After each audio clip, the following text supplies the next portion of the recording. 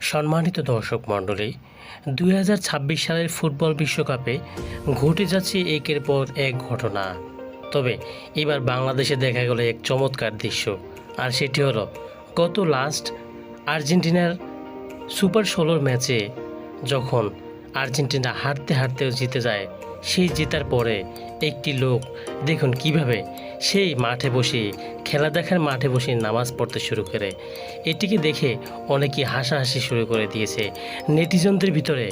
যখন ছবিটি ছাড়া হয় সাথে সাথে মুহূর্তের ভিতরেই ভাইরাল হয়ে যায়। আসলে এটিকে অনেকে বলছেন নিছক পাগলামি। তো বন্ধুরা, যাই হোক, খেলা নিয়ে তো মজাদার কাহিনী হচ্ছে, এটিও অনেক ভালোবাসার বিষয়। আপনাদের কাছে ভিডিওটি কেমন লাগলো আপনারা অবশ্যই কমেন্টে বিস্তারিত জানাবেন এবং এটির ব্যাপারে মন্তব্য জানাবেন। ধন্যবাদ আপনাদের সবাইকে।